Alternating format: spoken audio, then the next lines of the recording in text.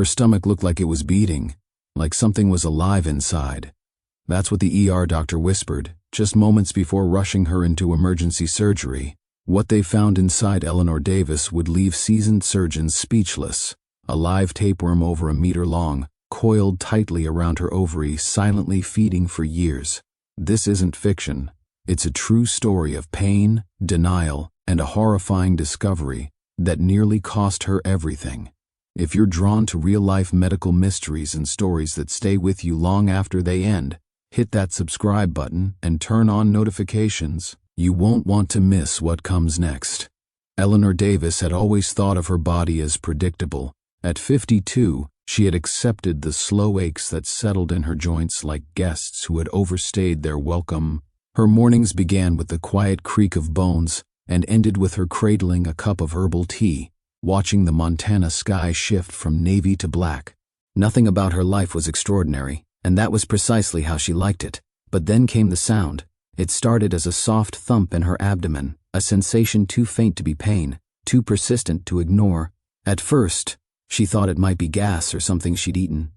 She had always loved liver, beef liver, chicken liver, seared just enough to keep its tenderness. Her late mother used to say that liver was the food of the strong. Eleanor had held on to that belief with a kind of nostalgic pride, cooking it just like her mother taught her, pink on the inside, with onions caramelized to perfection. The first time she felt the thudding, she was reading by the window. The air was still, the only sound the ticking of the clock and the occasional groan from the wooden frame of her old house. Then, as if from nowhere, a pulse, low and rhythmic, echoed inside her belly. She pressed her hand against the fabric of her sweater, confused, almost amused. A drum in the dark, she whispered to herself. It faded as quickly as it came. In the days that followed, the sound returned, sometimes at night, sometimes after meals. It wasn't painful, just strange. A vibration beneath her skin, a foreign rhythm. She told herself it was nothing. Her doctor, during a routine checkup, said it might be indigestion, prescribed antacids, and assured her it was likely stress. Eleanor nodded, though stress was a stranger to her these days. Her world was quiet. She gardened, she baked, she read. What was there to be anxious about? Weeks turned into months. The thumping grew louder. It no longer felt like a vague presence but a deliberate one, intentional, even intelligent. Sometimes it moved, a flutter to the left of her navel, a sudden twitch near her pelvis. She stopped eating liver, convinced perhaps it was upsetting her stomach, though she missed its rich flavor. She took to lying flat after meals, hands pressed over her abdomen, waiting for the beat. Sometimes it came, sometimes it didn't, but when it did, it was unmistakable. She began to avoid social gatherings, wary of the unpredictable nature of her body. She felt bloated more often than not. Her pants fit tighter, though her weight hadn't changed. There were nights she'd wake with a start, convinced something inside her had shifted. A roll, a twitch. Once it felt like a stretch. Her sleep grew fragmented, filled with dreams of things writhing just out of sight. She stopped mentioning the sensations to her friends. Their eyebrows would arch, smiles tight and polite. It's probably just gas, they'd say. Or, that's what happens in your 50s. But Eleanor knew her body. This wasn't gas. This was something else. One night, after a light dinner of soup and crackers, she sat on her porch, the sun slipping behind the mountains. The wind was calm, the world still. And then, there it was again. Stronger than before, a dull, insistent pounding in her lower abdomen. She froze, fingers tightening around the armrests of her chair. It pulsed 3 times, then stopped. She could almost count it now, like a message in Morse code. She stayed still for a long time after, staring into the dusk, heart pounding in tandem with a rhythm that wasn't hers. Later, as she undressed for bed, she caught her reflection in the mirror. Her belly looked different, not just bloated, but tense, rounded in a way it hadn't been before. She pressed lightly against it. The surface was firm, and then it moved. Not her muscles twitching, not her stomach growling. This was a slither, a shift. Eleanor staggered back, hand over her mouth. Her breath caught in her throat, a sharp, silent gasp. A memory surfaced, Jack, smiling beside a barbecue pit in Texas, flipping slices of liver with bare hands, laughing about how the best meat was always a little underdone. You gotta keep it tender, he'd say. That had been 3 years ago. Jack had died suddenly, of something his daughter said was a weird infection. Eleanor hadn't thought much of it then. Until now. She stood in the bathroom, one hand gripping the sink, the other over her stomach, "This isn't right," she whispered. "Something's in me." She didn't sleep that night. By morning, the bloating hadn't gone down. The pressure in her abdomen had increased, a fullness that felt unnatural. She called her clinic, voice tight and trembling. The nurse told her to come in immediately. Within hours, she was lying on an examination table, gel smeared over her skin, a cold wand pressing into her side. The technician's eyes narrowed. He adjusted the screen, froze the image, moved the wand again. "I'm going to get the doctor," he said quickly, leaving without explanation. Eleanor lay there, heart pounding. On the monitor, she saw something, a dark mass, long and curled. It wasn't a tumor. It wasn't fluid. It looked alive. The doctor's words echoed in Eleanor's mind as she sat in the passenger seat of the taxi, her hands folded neatly in her lap. "We'll need further imaging, possibly exploratory surgery." They had spoken with that detached concern doctors often practiced like a second language, measured, careful, built to calm rather than alert. But no amount of softness could dampen the dread now curling in her gut. She told herself it was probably nothing, that maybe it was a fibroid or just a blockage, something manageable, something fixable, something boring. When she got home, she put the kettle on and reached for the tin of chamomile tea. The familiar scent calmed her, but her hands were unsteady as she poured the hot water. She moved through her kitchen like a sleepwalker, floating above her own body, observing the motions of a woman pretending she still had control. By the time the sun dipped below the mountains, she had convinced herself not to panic. She would wait for the results. Maybe they would laugh about it later. Maybe it really had been gas all along. The body was strange. The gut, even stranger. But Eleanor's denial didn't come from ignorance. It came from fear. The fear of not being in control of one's body. The fear of being alone with something wrong inside you. The fear that whatever lived within her wasn't just an anomaly, but a consequence. She remembered the first time she ate liver. She had been 16, standing barefoot in the kitchen, while her mother coated the slices in flour and seared them quickly in bacon grease. The smell had been strong, earthy, metallic. Her mother had smiled as she handed her a plate. "This is what keeps your blood strong," she'd said. "We're Davis women. We don't get weak." Over the years, liver had become more than food. It was tradition. It was comfort. It was power. And then came Jack. Jack had been different from other men. Quiet but sure. He ran a small cattle ranch in Texas, where Eleanor had gone to help her cousin after a surgery. Their meeting had been simple, a shared joke over bruised peaches at a farmer's market. But their connection, instant. She'd stayed longer than planned, weeks turning into a summer, and Jack had introduced her to his way of life. Slow mornings, long rides, meat cooked over open flame. Jack had shown her how to sear liver just right, still pink at the center, seasoned with nothing but salt and smoke. "It's how my dad did it," he'd said once, squinting into the fire. And his dad before him. Those meals had tasted like something sacred. But Jack was gone now. A sudden fever, a string of hospital visits, an infection the doctors couldn't name. He'd died in the night, and Eleanor hadn't made it in time to say goodbye. She hadn't eaten liver since, at least, not until 3 months ago. She'd been craving something nostalgic on a cold evening, and had found a small package of calf liver at the butcher. It reminded her of home, of Jack, of strength. She cooked it as she always had, barely done. The meal had felt like a return, a gesture of resilience. And that was when the noises had grown louder. Back in her living room, Eleanor wrapped herself in a throw blanket and stared at the dark window pane. Her reflection was faint, a ghost superimposed on the mountains beyond. She didn't recognize her own shape anymore. Her belly, once soft and even, now seemed foreign, like a container for something not hers. She'd visited 2 more doctors since the first ultrasound. One suggested irritable bowel syndrome. Another thought it might be anxiety manifesting physically. Neither ordered more than blood work. One had patted her knee and said, "At your age, these things just start to happen." So she'd gone home, again, with no answers. There had been a time when Eleanor would have pressed harder, called for second opinions, insisted on imaging, but grief had dulled that fire. Jack's death had stolen more than companionship. It had taken her sense of safety, and so, when her body had begun to whisper its warnings, she had simply hushed it. Not out of foolishness, but self-preservation, until the whisper turned into a thump, until the thump became a roar, and now there was no hushing it. Her calendar, still flipped to the wrong month, mocked her from the wall. Appointments missed, dinners declined. She hadn't told anyone the full truth, not even Diane, her closest friend. Because how could she? How do you explain to someone that you're afraid of your own stomach, that you hear things moving when you lie still, that your body no longer feels like yours? Eleanor stared at the tea in her mug, now cold. The house was silent, the kind of silence that vibrated, the kind of silence that held its breath. She placed a hand over her abdomen. There was nothing, no shift, no flutter. Then, just as her eyes began to close, there it was. A pulse, a roll, something unmistakably alive. The wind howled through the narrow alley between Eleanor's house and the neighbor's garage, rattling the old shutters like skeletal fingers. The clock in the hallway read 2:17 a.m. When she sat bolt upright in bed, clutching her lower abdomen, breath shallow and sharp. This time, it wasn't a whisper, it wasn't a flutter or a thump, it was pain, real, visceral, and terrifying. She stumbled out of bed, one hand gripping the nightstand, the other pressing hard against her belly. The pain radiated downward, sharp and unrelenting. It felt as if something was stretching from the inside, pressing against organs it didn't belong near. Her legs buckled beneath her as she reached the bathroom door. Cold sweat traced her spine, her vision blurred at the edges. She collapsed on the tiled floor.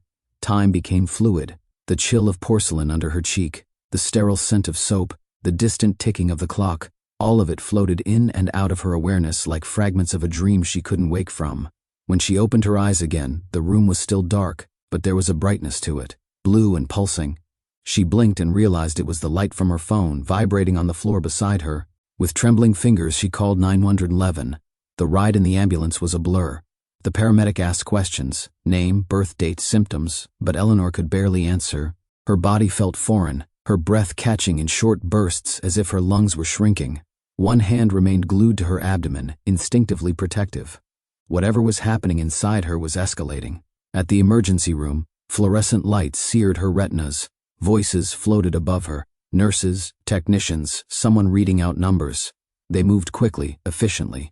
She was wheeled through corridors, hooked to machines. Somewhere between the IV insertion and the oxygen mask, she heard a voice close to her ear. "We're going to do an ultrasound, Ms. Davis. We need to see what's going on in there." The technician was young, maybe early 30s, with tired eyes and a practiced calm. He smeared the cool gel over her skin, then moved the wand in slow, precise motions. Eleanor watched his face more than the screen, watched the way his eyebrows knit together, the slight pause in his hand, the subtle way he leaned in toward the monitor. He froze the image, rewound, zoomed in. "Excuse me for just a moment," he said, and left the room without explanation. Eleanor stared at the screen, though it meant nothing to her. Shadows and shapes swirled across the black and white landscape of her insides. Then she saw it. Something long, something curved, not part of her, not part of anything she understood. The door opened again. A doctor entered, older, with salt and pepper hair and a stethoscope already in hand. He glanced at the screen and his face changed, not panicked, but alert. Focused. "We're going to admit you, Ms. Davis," he said. "We've found a structure in your abdomen that needs immediate attention." She wanted to ask what it was. She wanted to ask if it was cancer, a blockage, a mistake, but the words never left her mouth. She simply nodded, numb. They moved her to a surgical suite by dawn.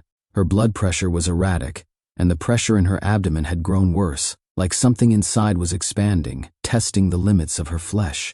As they prepped her for exploratory surgery, she stared at the ceiling tiles, each square identical to the next, sterile and cold. An anesthesiologist leaned over her, soft-spoken and kind. "We're going to take good care of you," he said. "Just count back from 10 when I tell you." She felt the cold rush of medication through her IV, and her body began to melt into the table. Her last conscious thought was not of fear, but of Jack, standing beside a fire pit, slicing liver with a pocket knife, smiling as he tasted the first bite. Then darkness. The operating room was hushed as the surgeon made the first incision. A nurse adjusted the overhead light, casting a bright halo over Eleanor's abdomen. The team worked in a rhythm born from years of routine, but that rhythm faltered when they reached the peritoneal cavity. "What the hell is that?" the surgical assistant whispered. The lead surgeon leaned in. Wrapped around Eleanor's left ovary, coiled like rope around a dock post, was a parasite. Long, pale, and glistening. It shimmered with a gelatinous sheen, contracting ever so slightly as the air touched it. It was a tapeworm. But not just any tapeworm. This one was massive, over a meter in length, entwined around the ovary, looping through the fallopian tube, brushing dangerously close to the bladder. Its head had burrowed into the tissue, anchoring it like a tick. The surgeon's breath caught. He had seen tapeworms before, but never like this, never inside the reproductive system, never so invasive. Get pathology on the line, he said. And someone call infectious diseases. They worked slowly, carefully, extracting the creature without damaging the fragile organs it had latched onto. As they removed it, a second wave of nausea swept through the room, not from the smell but the realization. It had been alive, feeding, growing, and it had likely been there for years. By the time they closed the incision, the worm lay in a sealed container, coiled and grotesque, its body still faintly undulating. Eleanor's vitals were stable. The team exhaled as one. She's lucky, one nurse whispered. That thing could have ruptured her bladder. Or worse.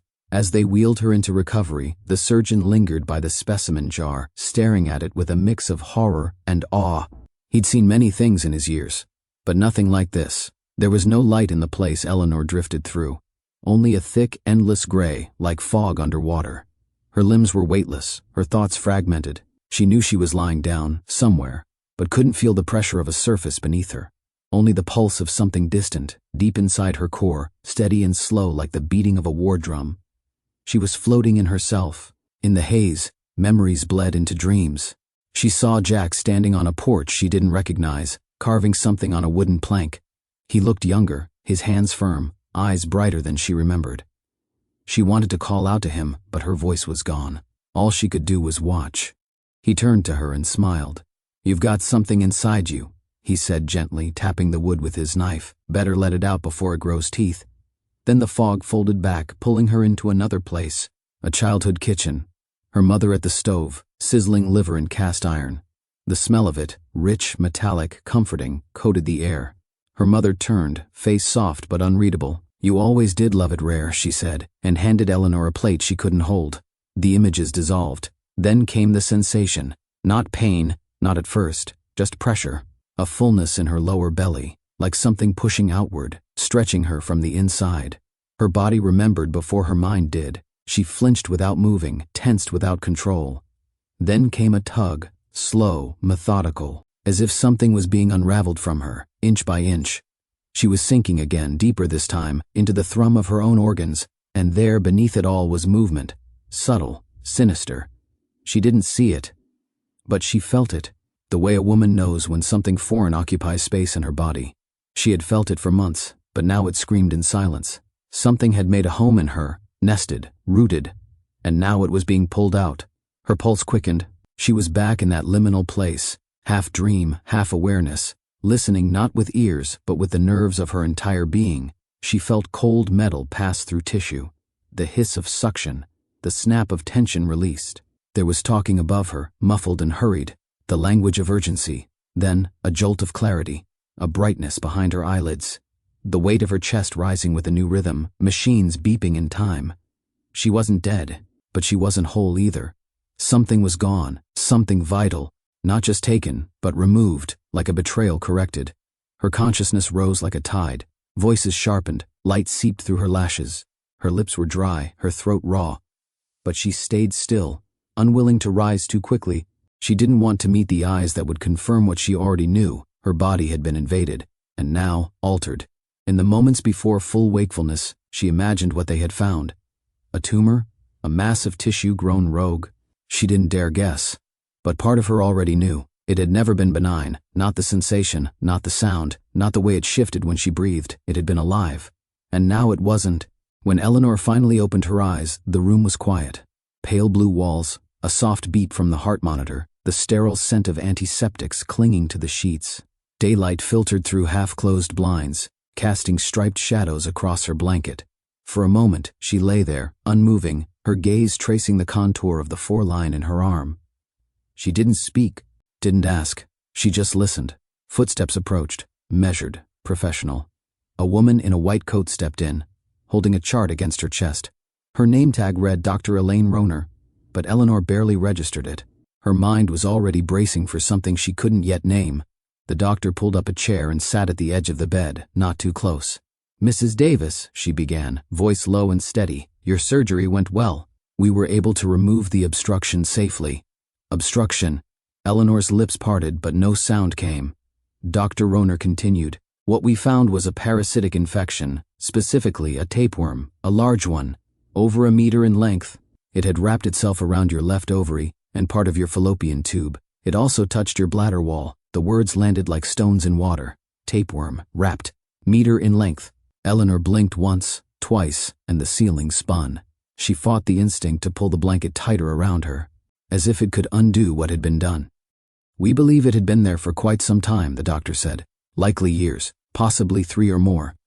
The number echoed in her chest. 3 years.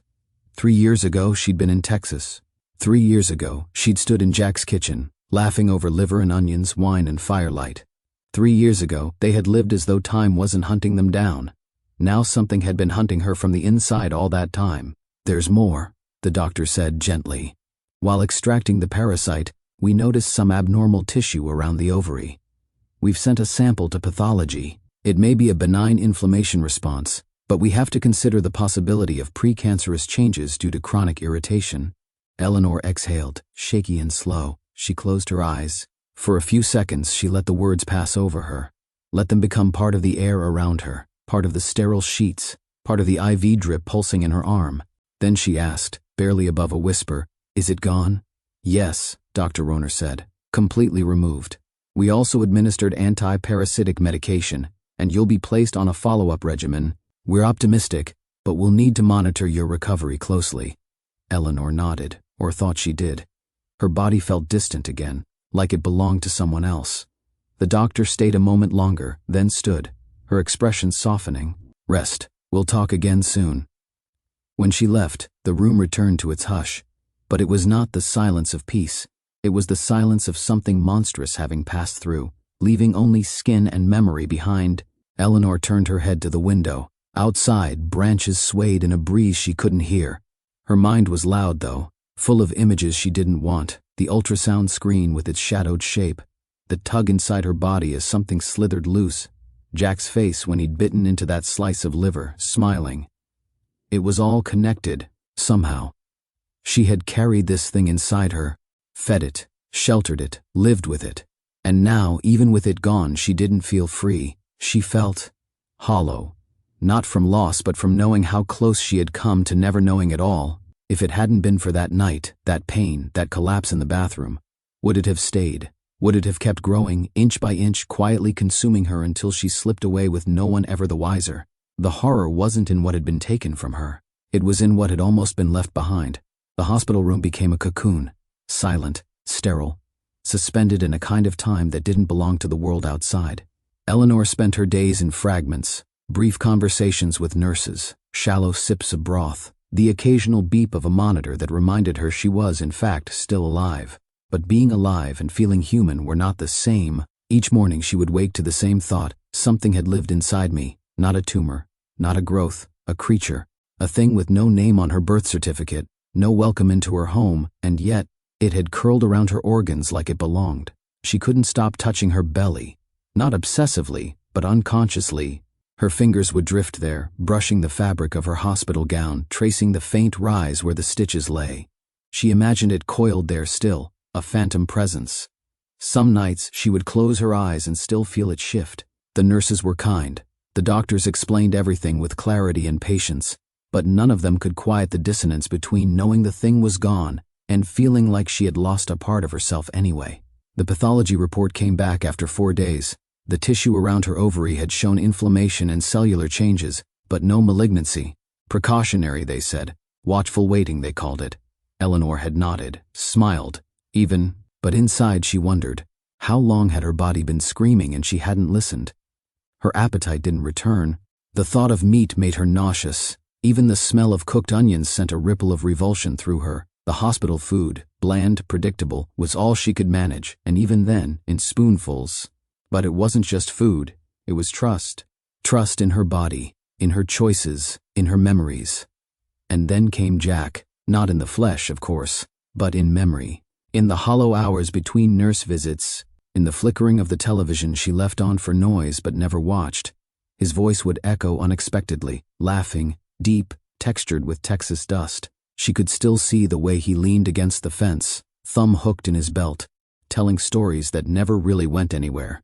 They had only known each other for 5 months, but grief didn't care about math. When he died, it felt like something had been amputated, quietly, permanently. He'd called her 3 days before he went into the hospital, complained of stomach cramps, fever. He made a joke about bad brisket and promised to rest. He was dead by the end of the week. The hospital had listed septic complications due to unknown infection. No autopsy had been done. His daughter, shaken in private, had buried him quickly. Eleanor hadn't asked too many questions then. Grief made her obedient. But now she couldn't stop asking. What if? What if the liver they'd cooked that night, the one Jack had seared rare, the one they'd eaten with their fingers, standing over the sink like teenagers, what if that had been the moment? She remembered how proud he was of that meal. Said it came from a calf he raised himself. No hormones, no antibiotics. Old school, he'd called it. What if that pride had killed him? What if it had nearly killed her too? Her hands trembled the first time she tried to write about it. Just a journal entry. Just words. But they wouldn't come. Not in full, just phrases. I fed it to him. I loved him. I didn't know. She read articles online, more than she should have. About tapeworms, about transmission, about undercooked meat and incubation periods, about how these parasites could live in a body for years, feeding slowly, silently. The timeline fit, too perfectly. She asked the nurse for Jack's hospital name. She made up a reason, insurance cross-checking, and they didn't question her. She called, asked for medical records. Of course, none could be shared with her. She wasn't family. The wall went up fast. But it didn't matter. In her gut, she already knew. Jack had died carrying the same thing that had almost taken her, and it had likely come from the same meal. The guilt pressed down like a second body. She had fed him. She had shared that food with joy, with love. She had encouraged him to leave it rare. Don't kill the flavor, she'd said. Now the flavor wouldn't leave her mouth. Not ever. In the dim hours of early morning, Eleanor lay awake, staring at the ceiling. She had survived. Jack hadn't. Not because she was stronger, not because she was smarter. Just chance. She hated that word, chance. It was a thief disguised as fate.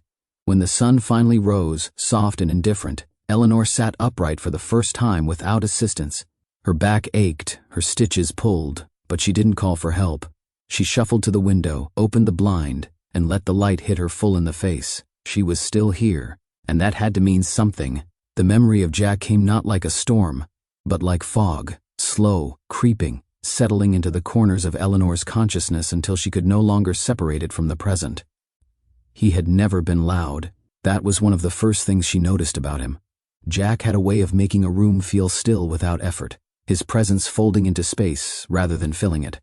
They met at a farmer's market on a Saturday morning in Texas. She was there helping her cousin, recovering from surgery, and he was selling beef jerky and bone broth from his small cattle operation. It wasn't love at first sight, not in the way romance novels told it. It was quieter than that, more believable. He handed her a sample of liver sausage, said, "You look like someone who appreciates the good parts," and smiled like he hadn't rehearsed it. They spoke about animals, about food, about the way people forgot where meat came from. He had this old-school reverence for farming, not the rugged cowboy image, but something deeper, almost spiritual. He didn't raise cattle for profit, he raised them for principle. You give them a good life, he told her once, and a good death. That's the deal. Their first meal together was simple: grilled liver, fresh from one of his younger bulls, onions caramelized in cast iron, red wine in mismatched tumblers. He cooked with bare hands, no thermometer, no timer, just instinct. The liver was pink in the middle, just as she liked it, just as her mother had made it, just as he insisted it should be. They ate it standing up, leaning against the kitchen counter, licking the salt from their fingers like kids. He told her stories about the land. She told him how the city made her bones tired. They didn't call it love, not at first. It was just time. Shared, savored, silent. She stayed 3 weeks longer than she planned. Mornings with Jack were always slow. He would rise before the sun, tend to his animals, then come back smelling of hay and fresh air. Eleanor would brew coffee and wait for the kettle's whistle like it was a signal that the world could begin. Sometimes they said nothing for hours, just moved around each other like they'd done it for years. She never asked if he wanted her to stay. He never asked if she was planning to leave. It was understood. This thing between them wasn't built to last, but while it did, it would be full. Then came the fever. It started as a complaint. Jack had eaten alone that night. Eleanor had gone to visit her cousin, and when she returned, he was on the couch, a blanket over his legs, sweating. Bad batch of meat, maybe, he muttered, brushing it off. Tasted fine, though, real fresh. The next morning he still had a fever. By evening he was dizzy. Eleanor begged him to go to the hospital. He refused. It'll pass, he said. Just need some rest. 2 days later, he collapsed in the barn. The hospital admitted him quickly but couldn't pinpoint what was wrong. Infection, inflammation, something bacterial, they guessed. He didn't respond to antibiotics. His blood pressure dropped. His kidneys faltered. He died quietly. No dramatic beeps, no sudden crash. Just stopped. His daughter called Eleanor the next day. Her voice was tight, practiced. They said it was some kind of infection, septic something. But we're not doing an autopsy. Eleanor had been silent for a long time after that. Said thank you, sent flowers, wrote a note she never mailed. She told herself these things happened, that the body was fragile, that life was unfair, but now the images had color. They had context. They had teeth. She remembered what Jack ate that night. Liver, fresh, barely cooked. From a calf he had slaughtered himself. He'd been so proud of it. You don't get meat like this in stores, he said, pressing a slice into her palm. It's alive. That word rang in her now like a curse. Alive. Eleanor sat on the edge of her hospital bed and stared at her hands. They looked older, weaker, but not from time, from shame. She had eaten it too. She had praised it, encouraged it.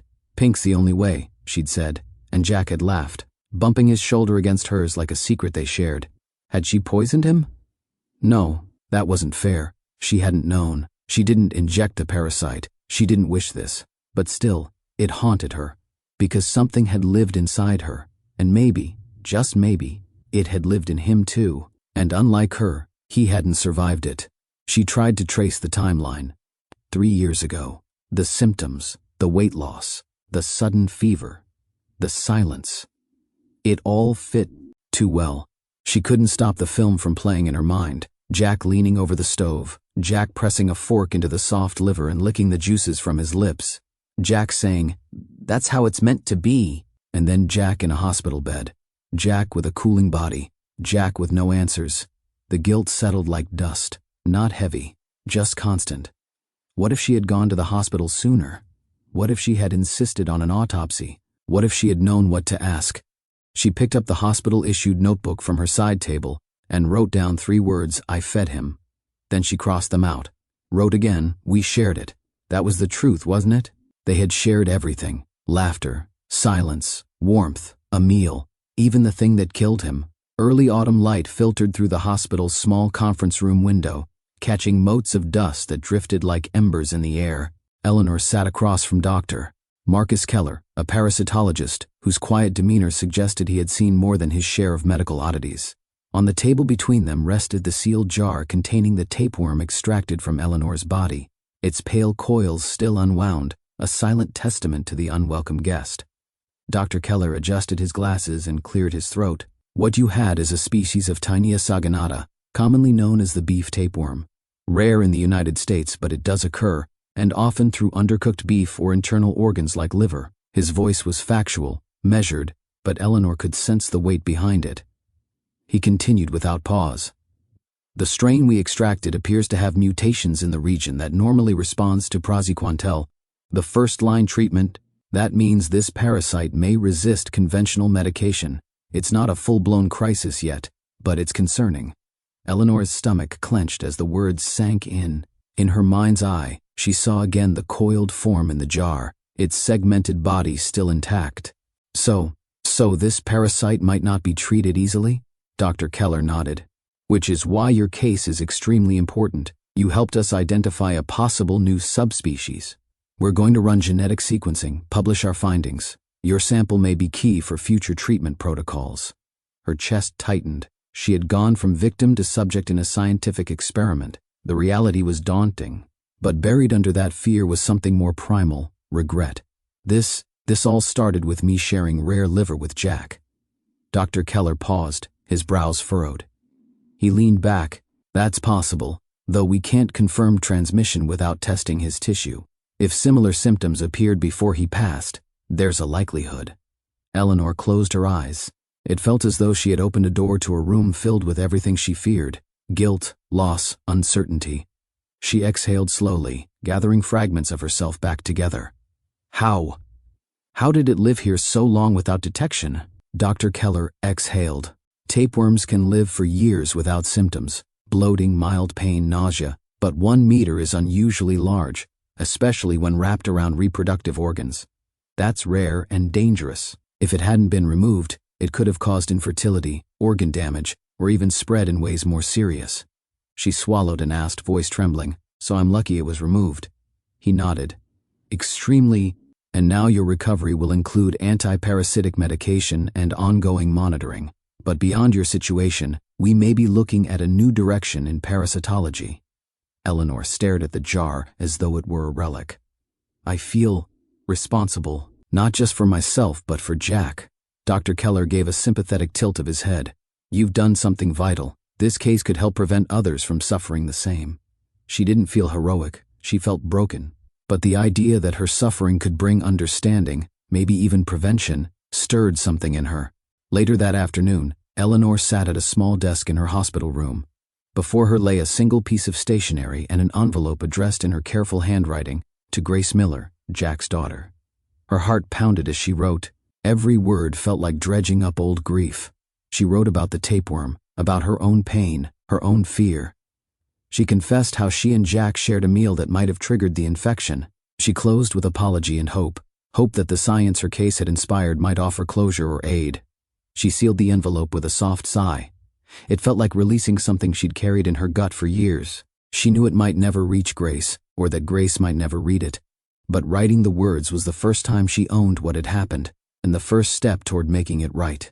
She set the yellowed envelope on the bedside table. Its edge caught the light, a quiet promise. The rest of the afternoon passed in contemplative silence. Sunlight shifted across the room, retreating slowly as evening approached. Eleanor lay back and closed her eyes. In her mind she heard Dr. Keller's voice, steady and kind. In her heart she heard Jack's, not the absent man she'd mourned, but a memory retooled by guilt and love. A man she could still choose to honor. And maybe, through this breach between grief and science, she could find a way to heal.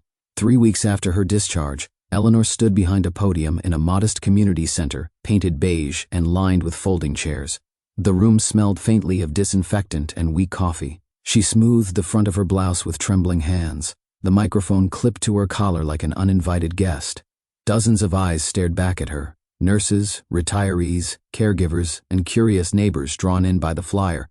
One woman's rare medical story, a cautionary talk on parasites, pain, and perseverance. She hadn't meant to agree. When the hospital outreach coordinator first asked if she'd be willing to speak, she'd hesitated. What was there to say? That she'd played hostess to a monster? That grief could live in your gut just like guilt? But something inside her had shifted after sending that letter to Grace. The words had needed a place to go, and now they had. Eleanor looked at the audience. Many were older, some were alone. A woman in the second row clutched a notepad like a lifeline. A man in the back leaned on a walker, eyes narrowed in quiet scrutiny. These were people who had seen things, lost things. Maybe they too were trying to name the shadows inside them. She took a breath and began. "I'm not a doctor," she said, her voice steadier than expected. "But I do know what it feels like to live with something inside you that doesn't belong. Something you can't see, something that changes the way you think about your own body." She spoke plainly, without drama. She told them about the thumping in her belly, the bloating, the unease that had followed her like a second heartbeat. She explained how it had escalated, how the pain one night became a portal to a truth no one expected. She described the surgery in broad strokes, not for shock but for understanding. "I carried a parasite for years," she said. "It wrapped itself around my organs. It didn't want to kill me, but it didn't care if it did." Gasps came quietly.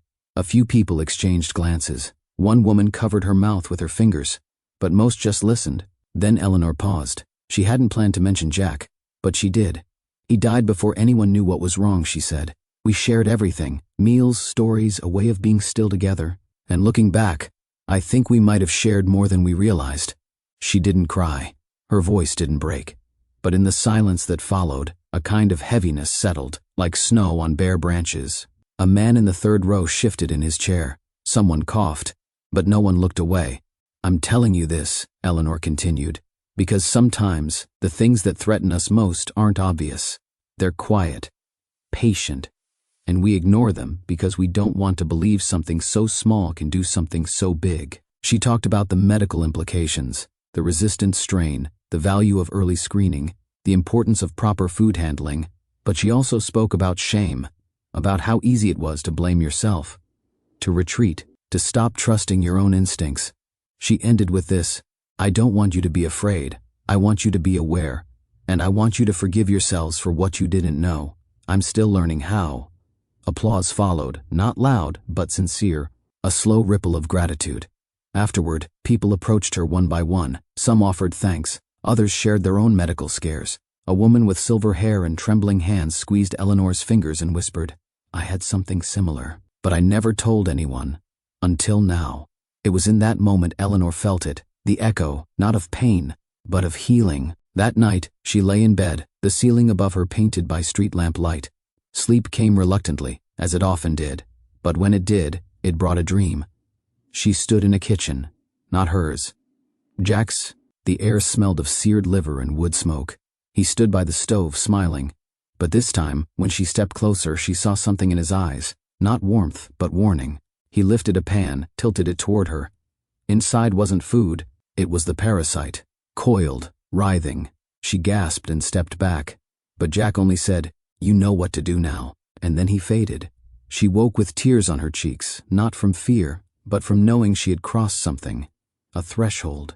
A reckoning. She had named the thing, shared the story, and in doing so, loosened its grip. The parasite was gone, but the echo remained, and that echo, transformed, had become her voice. Autumn settled into Montana with quiet authority. Leaves crisped into amber and ochre, and the air carried a clean, sharp edge. Eleanor moved more slowly now, not from pain, but with a kind of deliberate grace born from survival. The tapeworm was gone, but its shadow lingered, not as fear, but as purpose. It started with a scholarship. She had no children of her own, no nieces or nephews who needed her savings, and so, she spoke to a local nonprofit that worked in food safety education. She told them Jack's story, her story. She used the phrase preventable tragedy, and the weight of it landed like a stone. Within a month, the Jack and Eleanor Safe Food Fund was born, an annual scholarship for students pursuing careers in microbiology, food inspection, or public health. She donated the first $10,000, a small amount maybe, but it felt enormous. She worked with a designer to make the pamphlet. On its cover, two hands cupped a single seedling. The tagline read, "From knowledge, prevention. From loss, legacy." The simplicity of it comforted her. Jack would have liked that, straightforward, no fuss. Then came the invitation. A health podcast based in Oregon had heard about her story from the community center's event listing.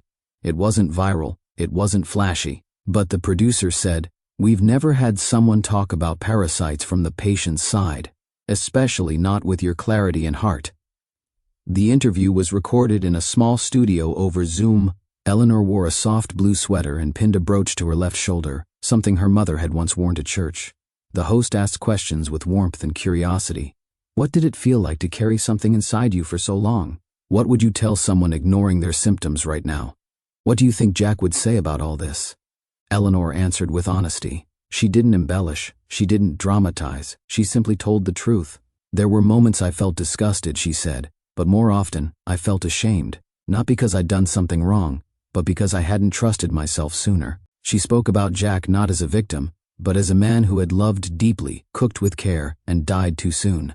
By the time the podcast aired, it had over 30,000 downloads. Emails trickled in, then surged. Survivors, widows, nurses, students. One message came from a butcher in Minnesota who said he changed his prep process after hearing her story. Another from a high school teacher in Ohio who played her episode for his health class. Eleanor read each one. Some made her cry, most made her proud. One night, 2 weeks after the podcast aired, she returned home to find a letter waiting in her mailbox. The handwriting on the envelope was unfamiliar, neat but firm, deliberate.